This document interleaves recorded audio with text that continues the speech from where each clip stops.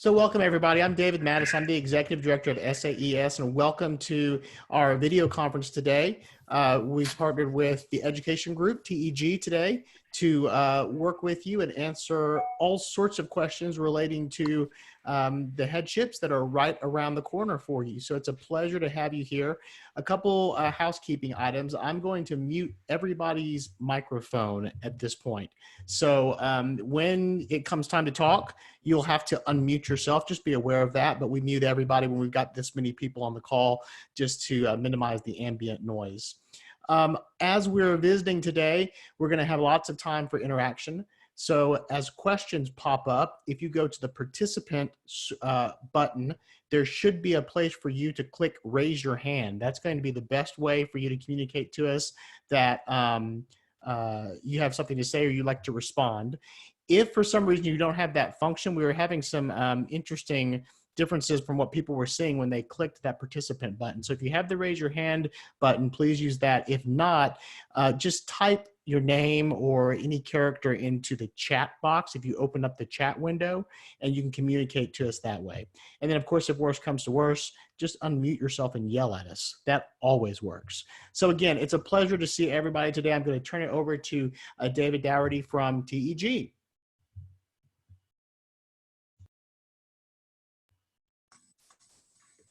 David, thank you for your introduction to all of us, and especially to you for making available the facility of the Southwest Association of Episcopal Schools for this meeting today. I am David Dougherty, formerly headmaster of the Hill School in Pennsylvania, and I'm joined today by a number of other former school heads, retired school heads who are executive coaches for the Education Group. Right now, I won't introduce each of them to you. I have a feeling that we will easily stand out from this group. We're, for the most part, the ones with gray or no hair, and we have earned that particular image through 30 and 40 years of work in independent schools. All of it a labor of love. We were very, very fortunate to have been at great schools and serving wonderful people. And this is a time, in a sense, for us to pay back with gratitude our work in those schools. And that is part of our intent here today. We're grateful for the opportunity to talk with a number of the men and women who are recently appointed heads of schools. Most of you will begin your work on the 1st of July, but for sure, the preparation that you have been doing for the last several weeks and months is dramatically different from what you had imagined. For that matter, what you've been doing for your current school is very different from what you had imagined prior to your arrival on July 1 at a new school. So it really is in that spirit that we planned this meeting here today, to give you an opportunity to share with one another your experiences, your questions, your anxieties about the upcoming year, to give us an opportunity to offer suggestions in the spirit of executive coaching. We certainly don't have all the answers and don't want to create the impression that we do, but we want to be partners with you in planning for the upcoming year. We also hope with this meeting, only an hour long, still to create a dynamic that we hope you'll use often as a school head. And that is to bring together a group, not quite this large, but a group of heads of other schools, an executive coach perhaps as well, men and women who can offer you objective, disinterested advice and counsel about your school from a different vantage. We think that's very important, and we can play that out here in this session today. And finally, we're about this today to underscore our willingness to help you in any way we can in the next couple of months. We obviously have a business, but we're setting that aside right now. It's all hands on deck time for our schools. And we want to offer our support to you in any way we can. Our addresses on our website, you can access after this meeting. Write us, email us, and we'd be happy to correspond however it would be helpful to you. If there is a theme to this interactive webinar, it is uncertainty. Uncertainty about the present, about the future, even about the facts and data that should inform your thinking as a school leader. None of you are certain about the opening day of school, about how many kids will be enrolled that day, faculty returning, basic stuff. Most of us are pretty good at dealing with certainty, but we human beings are typically anxious about uncertainty. Unfortunately, in this case, that's too bad. We have to get good at it in a hurry, and that's what we're moving ahead with right now. One thing is certain: everyone at your new school will be pulling for you. They'll all want you to succeed. And so when you arrive on July 1 at your new school, you will arrive with a ready-made fan club, people who are eager to support you, pull together, and work for the best at your school. We former heads have, of course, dealt with crises ourselves, none exactly like this, no one has. But we're bound to recall those at a time like this, a death or a tragedy at our school, an outbreak of a virus, AIDS or the avian flu, in my case, 9/11. That was especially challenging for me, in large part because my school was just a couple of miles from a nuclear power station, where we at least speculated about the dangers of it being the target of a terrorist attack. And so we have, at least as experienced heads, developed a process for dealing with crises. For me, it always began with bringing together the key personnel, the key people, the best and brightest, if you will, at our school, and asking them appropriate questions, identifying issues and challenges.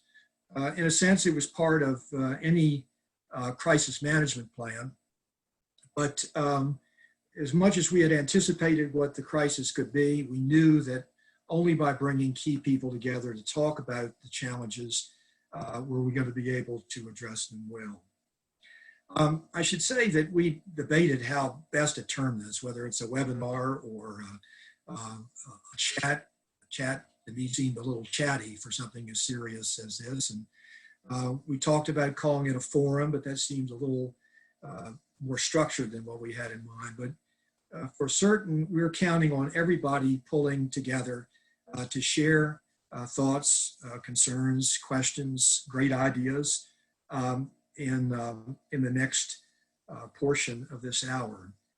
All of them intended to help one another deal with the special challenges of your transition.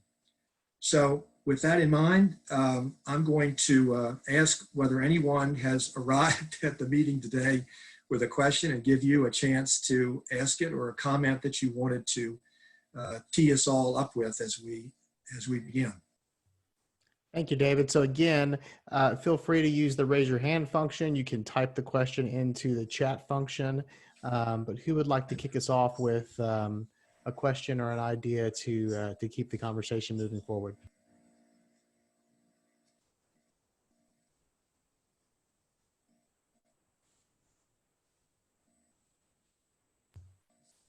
Neil, go ahead.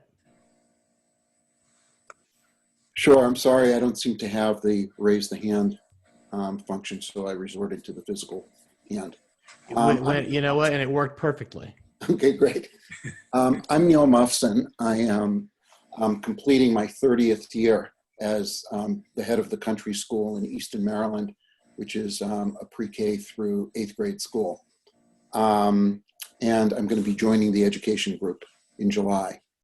But one of the things we're struggling with right now is, like many schools, I believe, our enrollment contracts are way behind where they normally are, and really where we need them to be able to make any kind of intelligent assumptions about next year.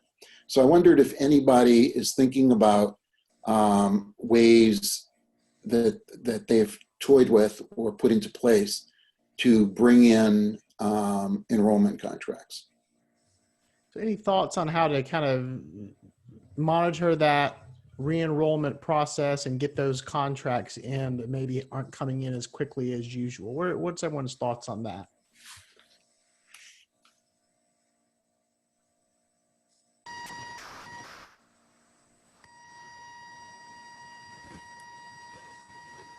So one of the things, I'm Stephanie Whitney. I'm the head of school at the Mead School in Stamford, Connecticut, and I'm heading to Asheville, North Carolina in 2 months to head the Carolina Day School. And one of the things that we've done is we've decided that we're going to articulate a vision for what school's going to look like, regardless of whether we're on campus or off campus, and clearly communicate that to our constituents so they can imagine what this experience could look like, knowing what distance learning looks like now, understanding that there's going to be certainly some sort of hybrid approach to the academic and social emotional function in the coming year. And to the point we can do as much of a fine point on what to expect and what to hope for, we figure by at least articulating that we've got this. We don't know exactly what it's going to be, but that we've got this and we have the best brains at our school working on it. Just to give people pause. They want to know that we're watching out for it, and they've seen us be nimble already. All of us, we've all had to be nimble in things that we didn't understand. We're already going to be experienced now with distance learning. So I would say for us, it's to be as intentional with our expectation, knowing that nothing's certain. Thank you, Stephanie. I think that's a really good idea to make sure it's concrete and try to communicate to the best of our ability what next year could look like, even if that's a handful of different possibilities, different models, basically. Let's go to Sally, and then we'll go to Ken after Sally.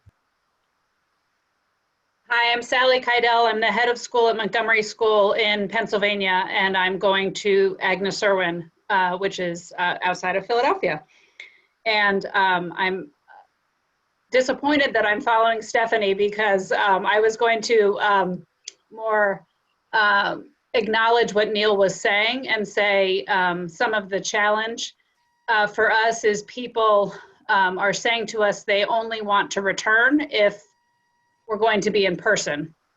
And that if it's going to be a hybrid or remote learning, then they'll choose not to pay for it at an independent school because it just doesn't feel worthwhile. And so trying to articulate the value and demonstrate the difference of what we're offering versus the public schools. And what they've said is then we'll come back at some point during the year. Well, what they don't understand is we may not have the section for them to rejoin because we may not have the teacher. And I even have some faculty who are saying, I'm not sure I'm going to bring my youngest child. And it's just tricky in that we're trying to figure out about employee agreements and sections and student enrollment. So yes, we are trying to do that same thing as you are, Stephanie, but our contract binding date is May 1st. Which is next Friday, and we're all sort of holding our breath and, should we make that even an extension? But I liked what David said about we need to be comfortable with uncertainty. And there's so much I think we're being asked to decide and figure out when we don't know the answers, and it's changing all the time. Thank you, Sally. Let's go to Ken next. Ken, we're not hearing your audio. At least I'm not. You may want to go to a different microphone. I'm not sure if the mic on your headphone is working. Okay, can you hear me now? We can, yes. Okay. Um, so Ken Cheeseman, head of school at Fort Worth Christian, headed to the web school in Bell Buckle, Tennessee in the fall. So one of the things that we have done is, and many of you have probably done this as well, but just pick up the phone and have a division head or somebody on the leadership team to call every single family who hasn't re-enrolled and really try and individualize that our response to them. For some, it's not worth, if we go virtually, what they're currently paying. So we kind of walk through that as we just heard. But for some, their situation has changed so much that we've got to figure out either a different timeline for them with their payments, or we give aid where we might not otherwise have given aid and suspend some of our financial aid formulas because they're not really valid given all the changes that our families have had in the last 30 to 60 days. But the big point is just individualize it as much as you possibly can, be as nimble as you can with each individual family. That's what we're doing. And right now, our re-enrollment is up to about almost 92%, which I'm really surprised given where we are. That's great news, Ken. Thank you. Going to Susie next. Well, I would tell you to be as transparent as you can be. And also, Stephanie and Ken, I liked what, and you, Sally, what you said. I will tell you that years ago, my school was suddenly infested with bats. All right. And these bats, I mean, I think we had like 100 bats, even more. And I had to close the school because we were infested with these bats, and they had rabies. Any child who was touched by them had to have rabies shots. So one of the things that I would say to you is you probably have people in your community who are also business people who are dealing with this pandemic. What I did at that time was I called all the veterinarians at my school, that the parents that were vets, and I formed a committee and was very transparent to my community that I was making decisions based on people that they knew and respected, and that we would keep them informed at every step. And I would say to you that I had very good response because of that, because I was honest with them. I was very, very transparent with them. And I agree with you, Ken, about calling each and every student. After 9/11, we had to pick up the phone and just make a commitment that we were going to call every parent. And again, in 2008, when we had the downturn in the economy, in Houston, it was, we were kind of on the tail end of that, but it was severe. And we talked to every family to see, well, what were your circumstances and how could we help with those? And we had excellent response, and virtually everybody came back. Thank you, Susie. We got a question in the chat box about PPP, the Payroll Protection Program, and what to do if your school has accepted those funds. I've put a link to an article in the chat stream if you want to take a look at that. Depending on when you start at your new school, that may or may not still be a live issue. So the advice I would throw out is to ascertain whether or not the school you're going into has received those funds. And if they have received those funds, what's the plan for bringing those funds in, making sure they're segregated out appropriately so that the forgiveness piece will be in place when it comes time to be for you to apply for forgiveness. So it's tricky. It also comes with some additional expectations of the school, way more detail than we can get into during this conversation. So there's tons of resources out there. I've put a copy of just one of the many resources that are available. Take a look at that, and then make sure that the school you're going into is getting some really good legal advice in the event they are accepting those funds. Question from Angela: what's the collective wisdom about accelerating the transition process for an incoming head to be part of this scenario planning? I'm going to throw that open to one of our TEG experts to respond to that.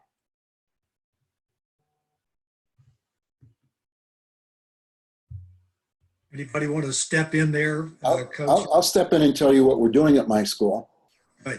We have totally accelerated that, Angela, so that my successor, we've been doing the more traditional phone calls and then a few visits up until all this hit.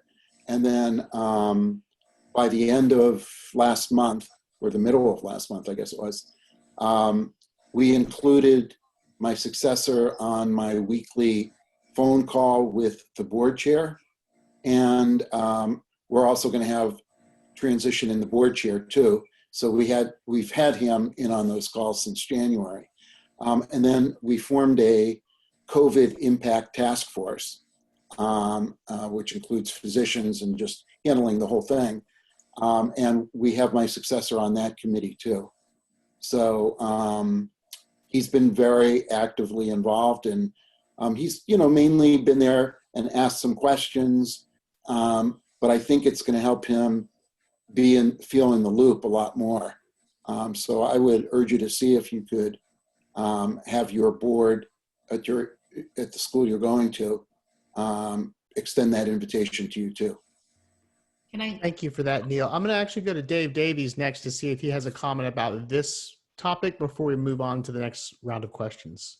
Thanks, David. I do. And it's a caveat to what Neil was just talking about. I'm working with an incoming head, and appropriately, he is involved with the planning both for their summer remedial program and for the fall. But he's also, some people are trying to draw him in to issues and problems for the current year. And I had a conference call with the current head and the incoming head yesterday, and we all three agreed that they need to firewall issues for this year's staffing issues, teachers not keeping up with their end of the online learning, and the current head needs to handle that. The new head has a full-time job, doesn't need to take that on, and certainly doesn't need to come in with a personnel cloud over his or her head. So yeah, I agree, the planning definitely should be involved, but just be careful what's this year and what's next year. Wise words under the rubric of be careful of what you ask for, I guess. Let's go to, I'm going to see if John Cooper wants to make a follow-up comment on that, and then we'll go to Pete Moore after John. Sure, yeah, I am working with a head who is starting July 1st and is not trying to finish up a current job. So he was available and was eagerly presenting himself as available to help with his new school, which of course he doesn't start the contract until July 1. And I had to work with him and help him understand that in many ways he was kind of getting in the way of the folks who are running the school today. And I said, you've got to approach this. If you're the incoming head, you have to approach this with kid gloves and say, look, let me help, or please tell me if I'm in the way. If my jumping in here as the new head is going to make your situation, i.e. the current board chair and the current head, even more difficult in dealing with the COVID crisis. So they were able to work that out very well, but it's just a word of caution for those of you who might be eager to jump in on that new school. Understand that that might be both a positive and a negative from your new school's point of view. I think that's a really good point, John. Thank you for that. Let's go to Pete Moore for a question.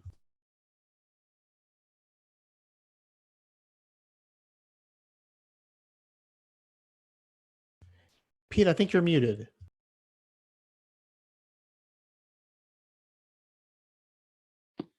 So I'm currently the head of lower school and assistant head at Lake Forest Country Day in just north of Chicago. I'm going to Davidson Day in North Carolina. And my question is, I was sort of appointed, like a lot of new heads, around sort of late January, early February. And then I had this visit. I was going to go for 3 or 4 days during my spring break in March, and then sort of like May, and maybe another visit. But now, like, I'm not obviously going to campus before we move.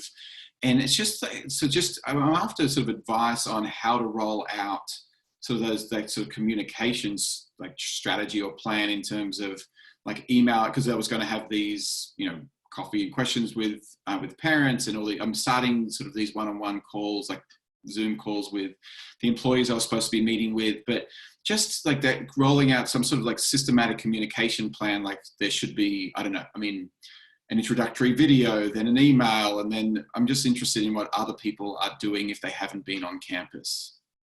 David Doherty, would you like to take a shot at that one, or you can always phone a friend?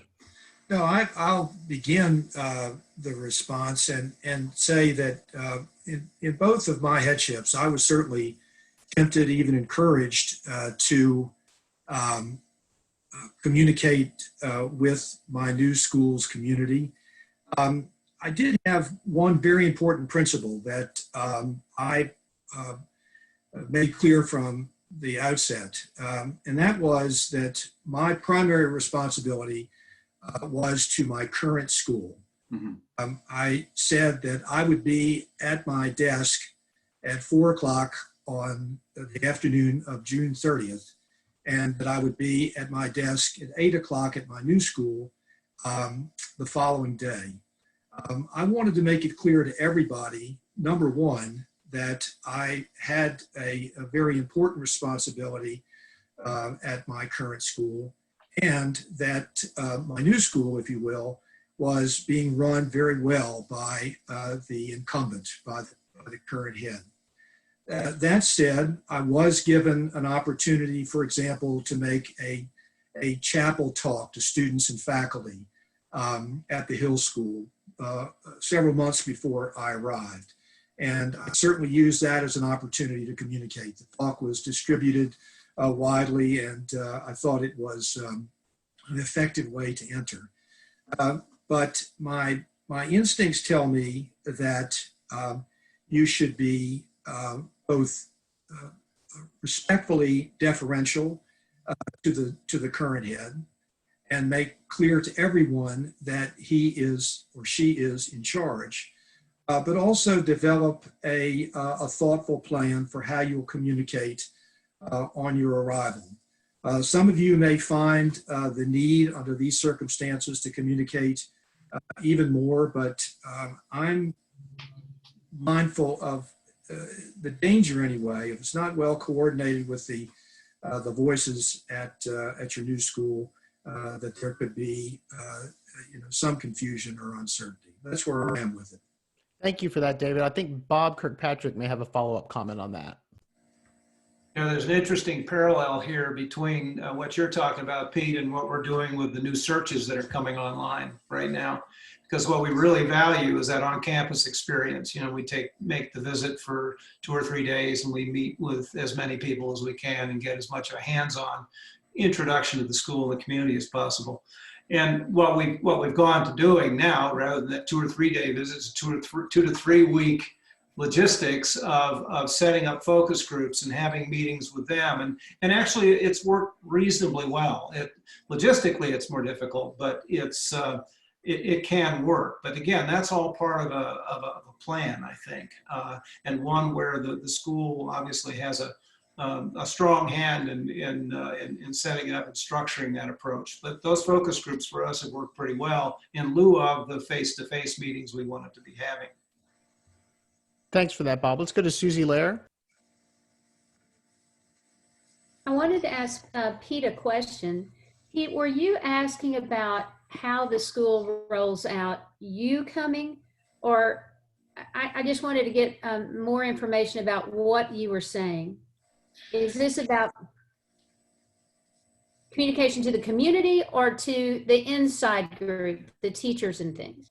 Oh, it's a bit of both. Like just when, I was going to be there for 3 days when I was supposed to be there in March. And so part of that was going to be, just meeting one-on-one, but, similar to, what David said about like the chapel talk, like having opportunities to sort of like be face-to-face with parents. Because, and then it's just, and that sort of just, and then I was going to go back in May just before graduation and just be around and be involved and see different things and also talk to people then. But it's more so just how there was, you go through the interview process, there's 3 or 4 other candidates, not everyone come, they maybe get 50 people at the candidate talk. And so I've only really seen a handful of parents of, like a 480 student school. And so that's where people are interested in, hearing what I have to say, which is funny, but they're just interested in hearing from me is like, well, how should that happen now? Because, there was going to be pretty intense days. And actually, one of my former heads is at a labor school, and, he was talking me through, he did this very deliberate, like systematic plan that he went out to visit the school 2 or 3 times before he started, was boots on the ground. And I just don't have the opportunity to do that. And so he'd already formed these really good relationships with people before he even started, and sort of had communicated with people in larger groups and smaller groups. And now that's just, I don't have that. Yeah. Okay, so my buddies, be sure and chime in, but I would say to all of you, don't underestimate how excited that community is for you. They want you there. They're excited about you coming. So the fact that you're not able to be on campus right now and rubbing shoulders with your new community and going to events, they understand that, and they are still excited about you coming. And going back to what I think Dave was pointing out, look back and follow best practice, even though we're in the middle of this pandemic. Be present where you are now, like was said. You will get kudos from the school that you're leaving, and you won't step into dung in your new school. You don't know the culture of your new school yet. And so imagine how that could really hurt you if you got too involved, a mistake was made, and this great excitement that they have for you now turns into, oh, so-and-so was involved with this mistake. I think that's why over and over you hear our group say, let the head of school that's there now be very respectful for them and finish that year, always deferring to them. And just remember that you're going to have time close to the fall and August and other, getting close to your first year. There will be great opportunities for you to have those meetings. And you can work with the head of school now to do some Zoom meetings behind the scenes with constituents, with major donors, with all kinds of groups, that you might need to see. Thank you. That's great. Thank you so much. Thank you for that, Susie. Let's go to Ken Cheeseman next.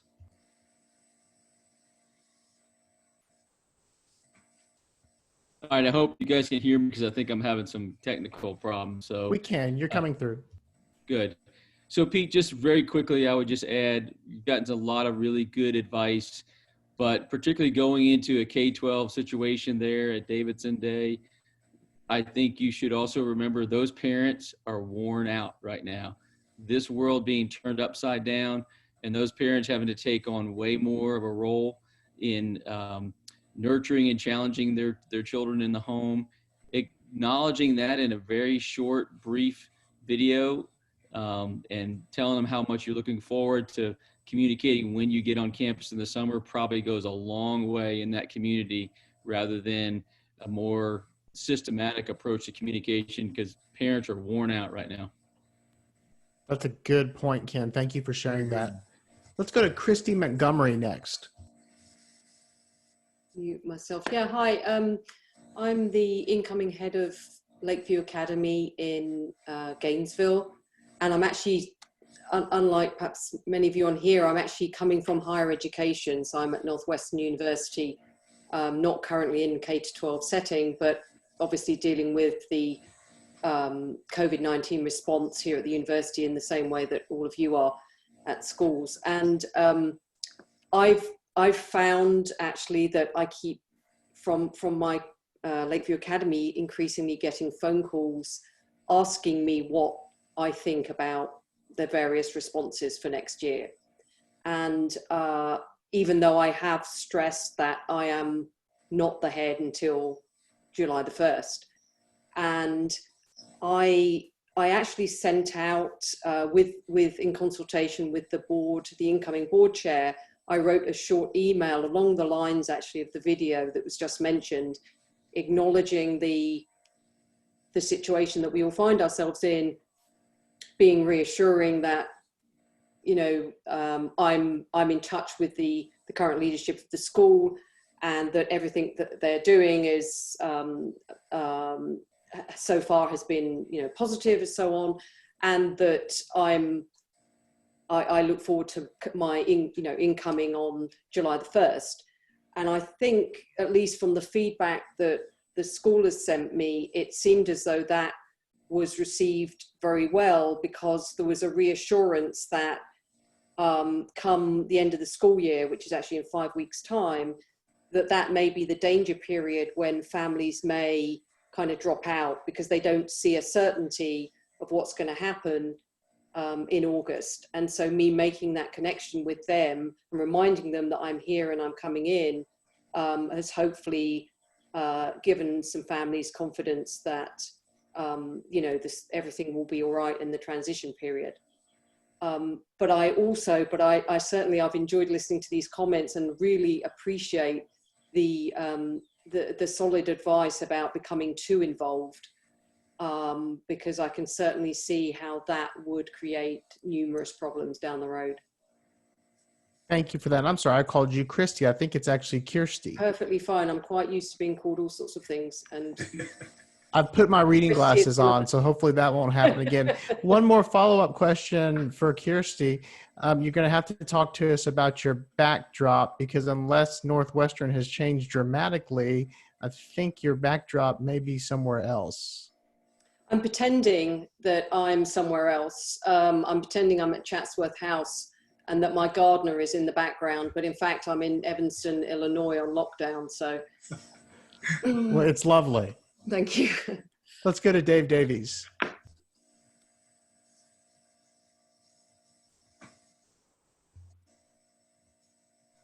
Dave Davies, you've got the floor. I think you're muted though.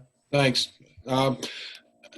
Yeah, and Kirsty's comment actually caused me to loop back to maybe the first question we had about families not being certain that they're ready to pay for an online experience, and that they might just go to the local public school. And this in no way is to disparage public schools, because they're as different as can be from one part of the country to the other. But I would I think knowing one's competition is always wise, and understanding what parents' options are could help you articulate your value proposition and talk about exactly what your faculty is doing with your students right now. I know I live in Virginia, and Fairfax County, Virginia is known for some of the strongest public schools in the country, and they have just had an absolute disaster with online learning. They've fired their technology person, they've abandoned Blackboard, which was their platform, and it's just not going well at all. And I'm thinking, if it's not going well for Fairfax, it may not be going well elsewhere. So what is it that our schools are doing that is different? And then to, as Ken said earlier about making calls to families who've not yet re-enrolled, make sure you have that ammunition to talk to them. My granddaughter is at private school up in Alexandria. The teachers have a 20-minute conference with each child and another 20-minute conference with each set of parents weekly. And I don't know how they're doing it time-wise, but I guarantee you that a lot of the competition, that is not happening. So I think know your competition, know what your value proposition is, and articulate it. I'm going to support what Dave has said and what others have said about that question earlier, because it really is. I was so impressed with the comments about the individual phone calls, demonstrating to families who are anxious, nervous, even certain that they won't return except under certain conditions. This for sure is a time to play to our strength as an independent school. If you were to, or one of your people at the school were to call parents, show clearly what the plan is for the upcoming year, and as Dave has said, show clearly how well your people at your school know their child and understand the strength of the community overall. That's always been a powerful message that we offer to families, and I think it will continue to be in a situation like this.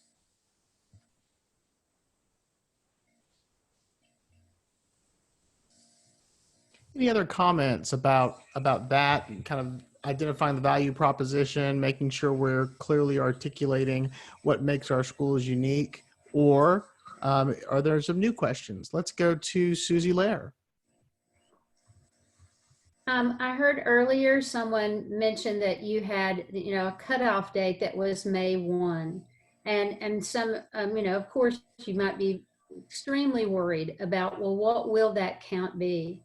What I would tell you is, of course, again, like all of us have been saying, refer back to these things. But they need to find out what that bottom line is on their normal date. If it's May 1 or it's May 15 or June 1, that's when they need to account.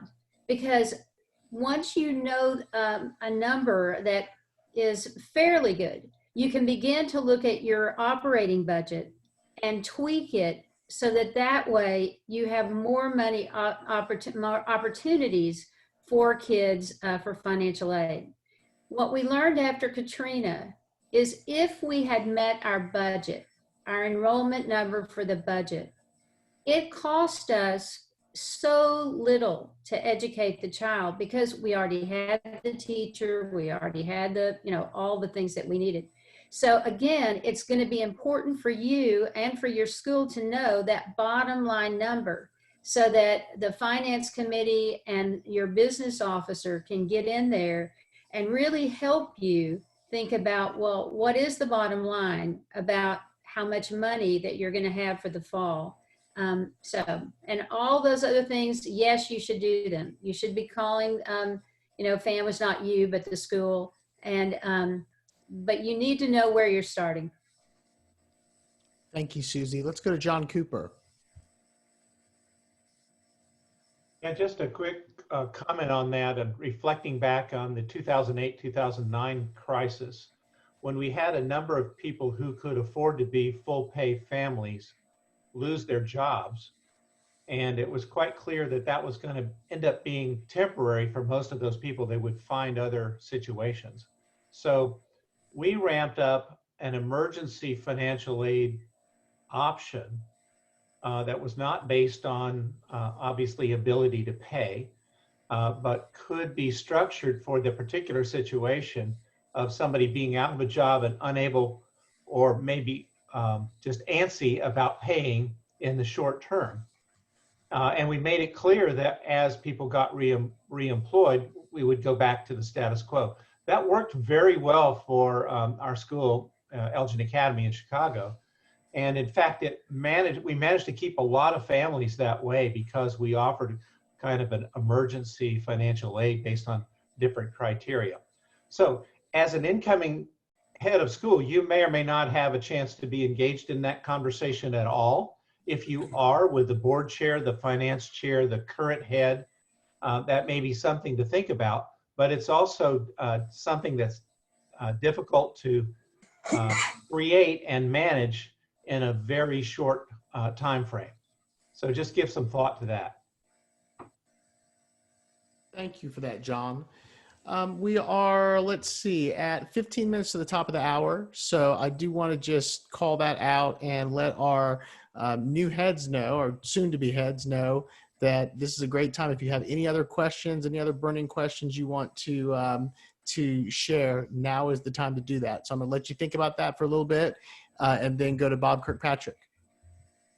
Well, I'm curious about how you're doing logistically, your family, you're facing a move. Those things shouldn't be underestimated, the difficulty anyway, and here you are. Any suggestions, any advice, anything you'd like to share about how that might work for you? So we'd love to hear from some of our soon-to-be heads in their new community, or heads moving into a new community. If you'd like to raise your hand or share your thoughts on, how are you preparing for that transition and getting ready for the move and all of those things.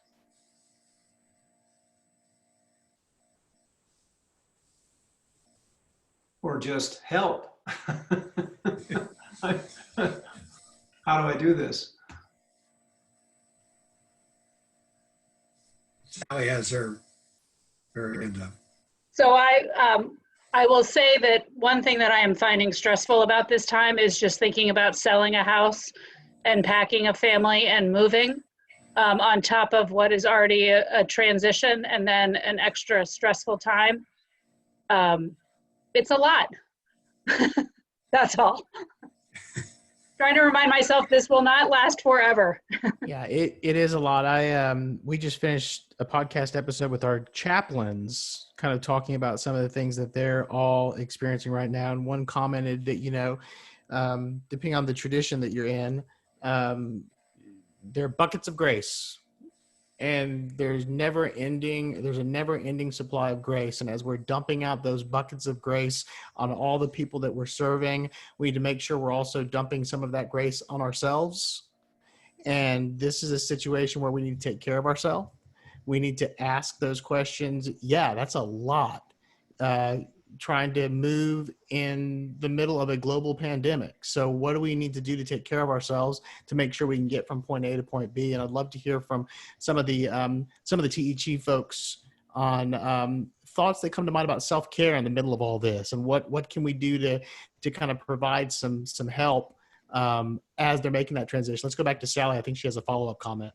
Yeah, and just to not be able to say goodbye to your school community, and for my own children, one of whom is graduating and one who's a fifth grader, for them not to have closure as well, weighs on me. That's hard. Let's go to Ken, and then we'll go to Dave and see if they have some comments on this topic. Ken first.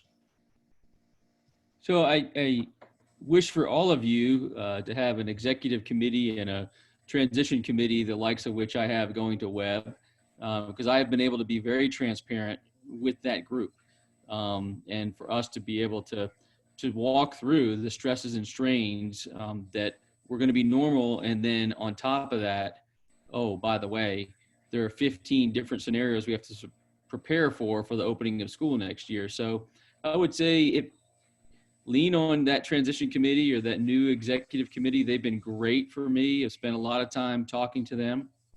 And then the other thing that I would share is just as we're feeling this, and I appreciate Sally's comments so much, because the saying goodbye, I don't want to get choked up, but I can't do it the way I want to.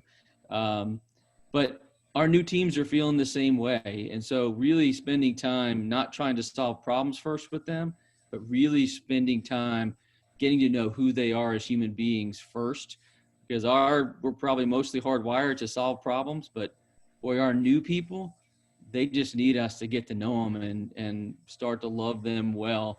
And then the problem solving will be a lot easier. Thank you for that, Ken. Let's go to Dave Davies next. I may have board chairs all over the United States after me for this suggestion, but I'm going to make it anyway. A possibility of a financial challenge for you if you're not able to sell your house where you are currently and buying or renting or something in the new place. Possibility of a loan from the school. Or even from some of the board members. It is not unheard of at all for schools to make low or no interest loans to heads of school in a circumstance like this. And so, again, it never hurts to ask, but if that is one of your concerns, you might at least put that out there to see what's possible, because they want you to be successful. And the last thing they want.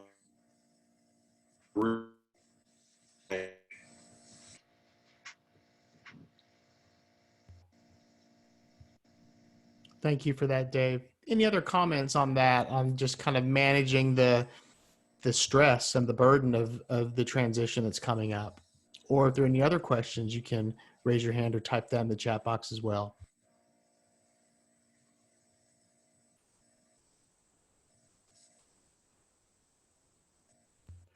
Let's go to Pete Moore.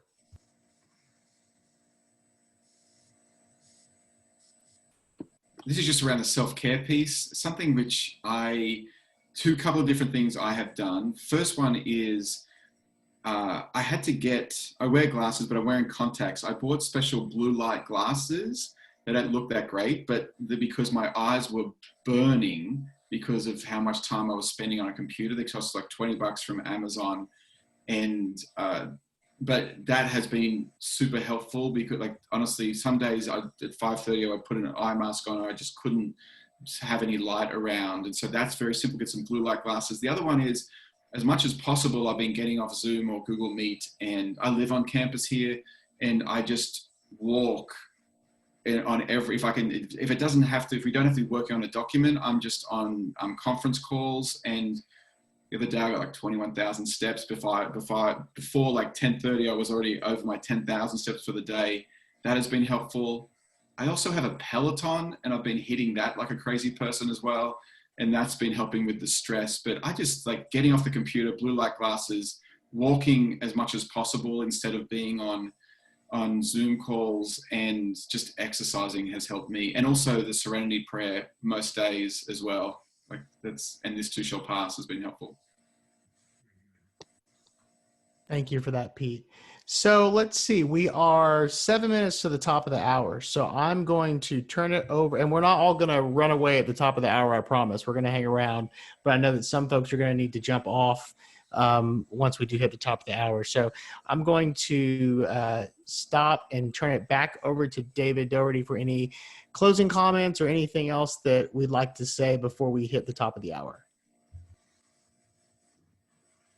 David, thank you, and thanks to everyone for being here today. And for those of you who have shared your thoughts, your concerns, your suggestions, thanks for that. But I know also that the comments that have been made today could easily be echoed by the others of you who have been on line here today.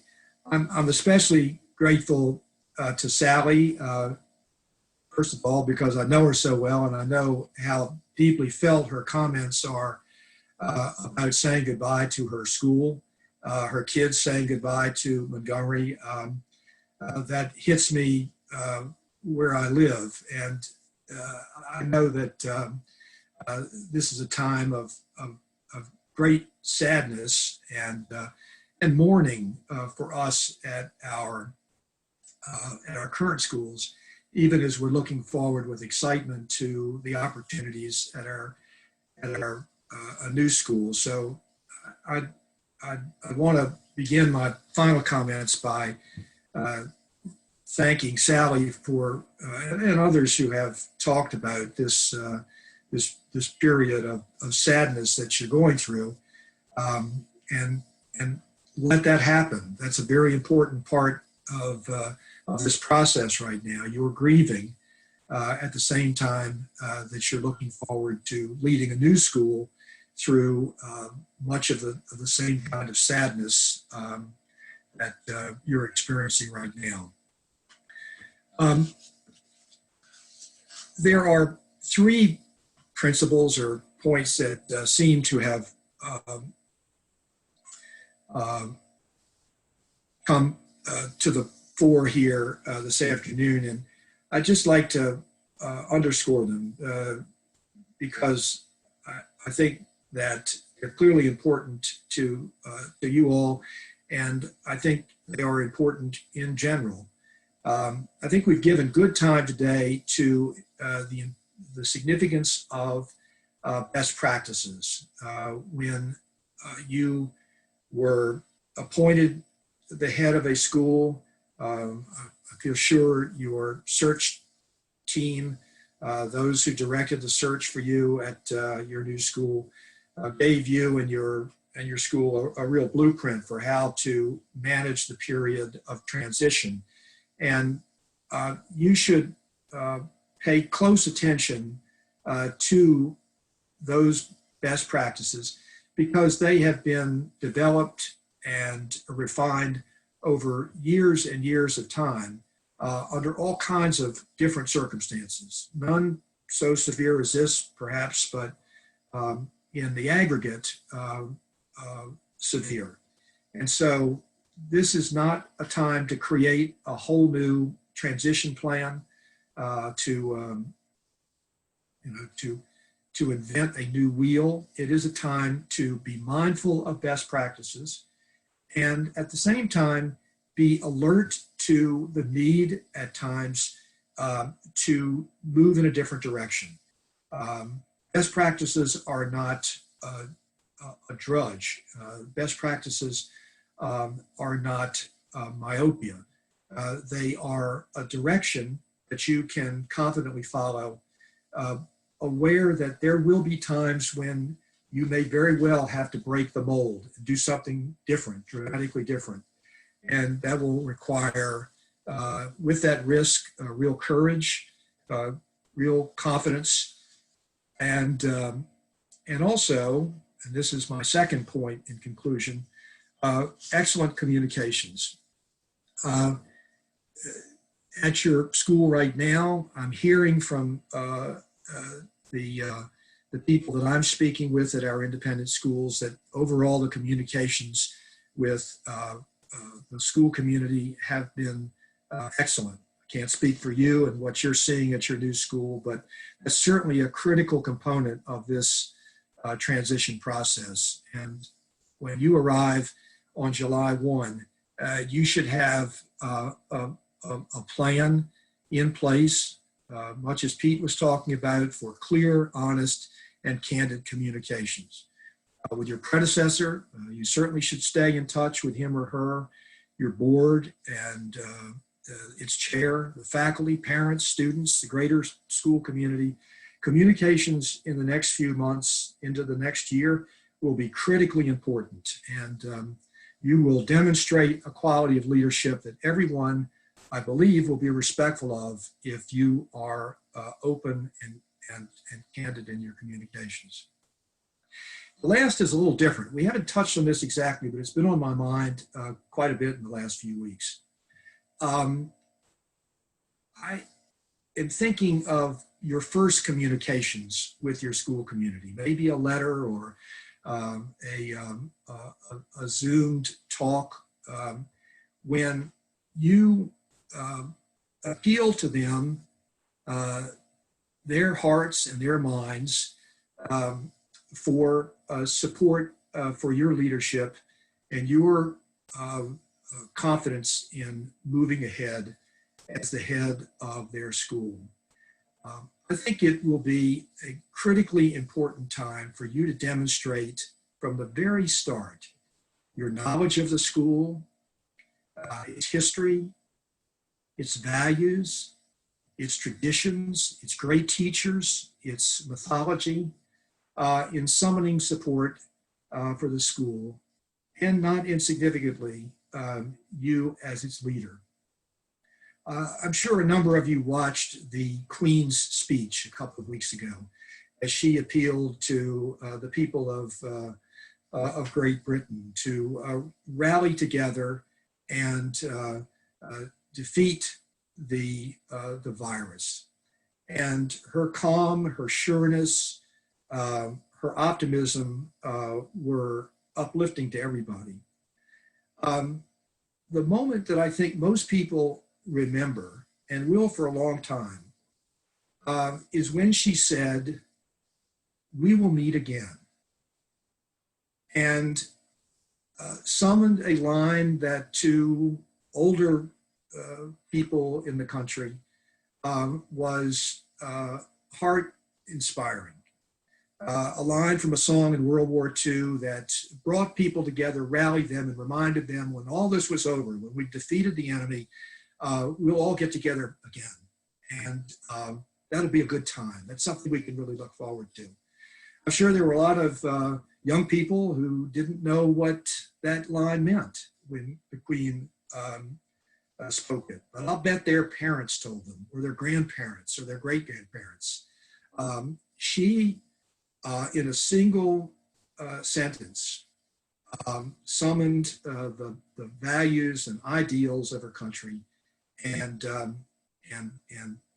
made very clear to them that that principle, that ideal, was going to carry them through, and something that they could all look forward to doing. So we are very, very respectful of all of you for what you are doing right now and what you will do in the coming months at your new school.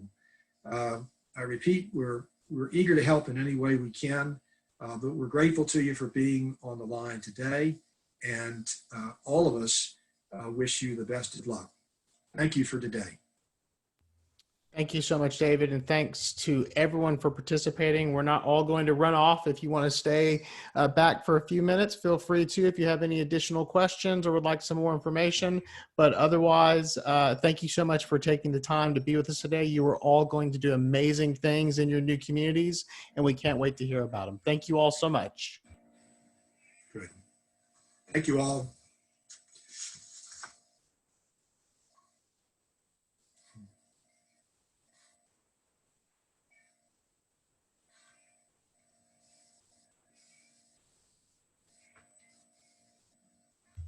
And then there was us. And then I'll there come was back us. now. Good work, Just us. everyone. Just us chickens. Yeah, that was great. You know, I think just giving them an opportunity